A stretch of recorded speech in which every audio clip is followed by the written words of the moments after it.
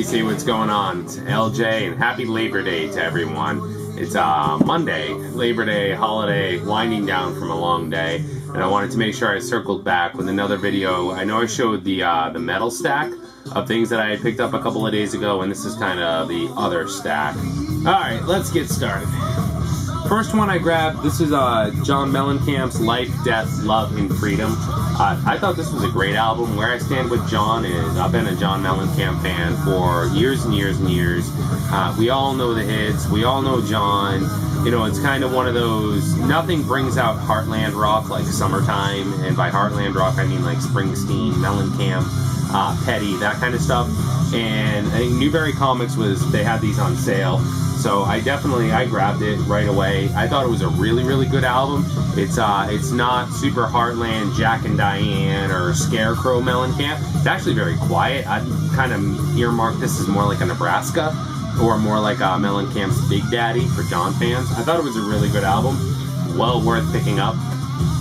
Second one's a little bit of a grail. I've been looking for this on vinyl for a while, and this is Springsteen's Magic. I thought this was a great album. These were produced, Magic and Working on a Dream were produced by Brendan O'Brien of Pearl Jam fame, and he definitely added a different depth to Springsteen's sound, which I thought was fantastic. Gypsy Biker is a killer track on this. If you, I don't remember if there's anything special about the vinyl.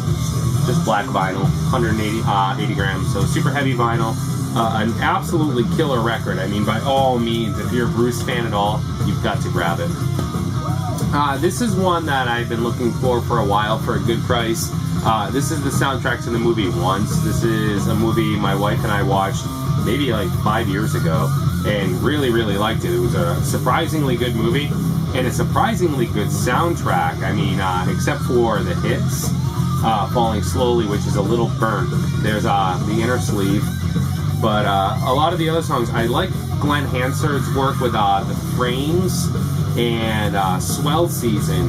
And this soundtrack has a lot of that feel to it as well. So I don't know if you've seen this on the shelf behind me. I think I've had it out in a couple of different videos. This one was a little tricky to track down on vinyl. It tends to run like $40 or so. Which is definitely more than I wanted to pay for it. The CD is out there for like pennies on the dollar. So it took a while to track down an inexpensive copy, but I would definitely recommend it if you're a fan of Swell Season. Shifting gears a little bit, here is Axe with Offering. You know what, I think I had kind of a loftier expectations based on the cover for more of a metal sound, and this didn't really meet that. It was more rock. But it was actually a really good record. I liked it. It was from 1982. Good album. Here's kind of one from a synth pop vein, new wave vein, Romeo Void. This I didn't have. Instincts. Synth pop and new wave, post-punk, call it what you will, is a genre I like quite a bit. So this was a nice add to that. I don't stumble across too much of that stuff, so when I do, I grab it. You know what? Here's something I don't say too often. I get a lot of people that ask me, do you ever find records that just suck? Are you disappointed in? Most of the time the answer is no. Because you try to buy smart and buy educated and spend your money in the right places. But every now and then it happens. And here's two examples. Roman Holiday. This is a band I thought I remembered really liking as a kid in the 80s. And this is Fire Me Up. And this is their self-titled. So I picked up both of these at the same time. This one is a promo copy, and this one has a corner remainder cut. And, you know, I have to be honest, when I put them on and I played them both through, I thought they sucked. It wasn't anything like I remembered Roman Holiday sounding like. It sounded more like, to my ears anyways, kind of a madness, like a ska kind of thing, and I remember them being much more synth poppy, which is what I was looking for these to be, and I should have known better by the sailor caps. That wasn't going to be that. I do have to say I think Fire Me Up was a little better, but both of these are definitely going to be heading up for sale or for trade. I didn't like either one of them. Speaking of post-punk, this is Taxxi, and this is Foreign Tongue. This one I thought was awesome. I'm always on the lookout for Taxxi. I don't see it often enough. I think Taxxi is just a great early 80s band. This is 83. And again, it doesn't turn up too often, so when I saw it, I jumped on it. This is another one I don't see often that I had to hop on right away. This is Over, Under, Sideways, Down by the Yardbirds. Somebody put a sticker on the cover. We'll get that off. Overall, it's in pretty good shape. A little staining on the back. Somebody had written on the back cover. I hate when people do that. It's on the old Yellow Epic label, and this was just a fantastic album. Back, it's just anything, you know, these guys touched way back when. It's just awesome. Jeff's Boogie is on this. That's the name of the title. Song I was looking for on the back. Killer ad to the 60s collection, which is most of this cube anyways right now. I should show that one day. Here's another one I've been looking for a while. This is Badfinger's Straight Up. This has Day After Day is the big hit here.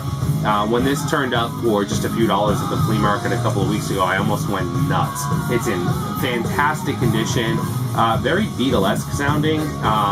George Harrison involved with producing some of the songs here. Probably explains that. But it's just a fantastic early 70s rock album. Badfinger's such a great band. Again, I went damn near nuts when I saw that. And you know what? What a brave move, too, because the name's not even on the cover. I had just been looking for it so long that I saw this guy's face when I was flipping through. It's like, and I pulled it right out. I was like, oh, shit. Oh, it's got to be beat. And it wasn't beat. It was in great shape. And I was tickled pink. I think that was $3. Here's a couple more that go towards completing my Robin Trower collection. Victims of the Fury. I just saw Sequoia Flame find this as well. 1980, Robin Trower, guitar player for Procol Harum, and Caravan to Midnight, cover by Hypnosis. This is 1978, again, pretty straightforward Chrysalis, but as far as, you know, 70s just guitar albums go, Robin Trower is where it's at. Such good stuff. Here's another grab. This one's bound to start, throw some questions out there. Here's something new by the Beatles. I don't show a lot of Beatles albums. As far as the alphabet goes, I can't see what I'm pointing at, but B is up there, and almost that whole cube is Beatles. Something new is one that it turned up at a good price. It's a later pressing on Purple Capitol, but it's near mint, both the cover and the vinyl. Mine is an earlier Rainbow Band Capitol pressing, and it's seen better days. I am not a Beatles nut by any stretch of the imagination. I like the songs, I like the music, I like the later Beatles more than the earlier Beatles. It was worth picking up, and I'm thinking, you know, I might go ahead and pull together a video of here's my Beatles collection and see what I can show everyone. I do have some cool pieces. Identifying them and going through the matrix numbers and the different pressings is a real struggle for me, and I just reached out to another vinyl community member for a hand with that. And he gave me some great links. I'm sure you all know him, and I'll pull that together and give him proper credit. That'll probably take another week or two to put together. I need to get through the pressings myself and understand, you know, I mean, the White Album, I have 4 of those, and I need to understand which one is which, so I understand which one to keep, which ones to let go, which one is earlier, blah, blah, blah. Here's another late 70s rock pickup. This is the Records. I knew nothing about this when I grabbed it, other than the date, the album artwork, and this is one of those, you kind of hold it and you get a feeling, and that's a question I get a lot too. How do you always know? I don't. You know, and it's okay, we have rhythm guitar, lead guitar, bass guitar, drums, we're at 1979. Yeah, it's going to be a rock album, so you kind of shoot the dice, do you know what I mean, and you hope you come up right. And this one I did. It was a great rock album, one I highly recommend. I think it's self-titled. Here's the Babies, Head First, John Waite's old band. Anytime I see the Babies, I grab them. This was a fantastic record, but I couldn't help but notice a click in the first track. And when I looked at it in the store, I didn't notice anything wrong with it until that click got so bad that I checked it out. And unfortunately, what I didn't see at the time, what looked like a hairline, there's a crack in the vinyl, which really sucks. I mean, that just completely bummed me out, because the Babies just doesn't turn up often enough in this area, and it was just, I mean, sounding great. So skipping over to track 2 and then the same on side 2 to get past that click, it was just a really, really great album. The Babies are just awesome. A couple more in this stack. Here's the Strawbs, Bursting at the Seams. Sorry. This is early Strawbs from like 1973. White label promo. Strawbs is a very, very cool band. This is my second Strawbs record, and I am loving the Strawbs. Can't wait to find more. Here's another band I absolutely love from the early 70s. Here's Spooky Tooth. You broke my heart, so I busted your jaw. I mean, make no bone about it. That's a statement right there. And check out this cool cover art. That's just, or internal gatefold art. Isn't that awesome? That's just a killer picture. Check that out.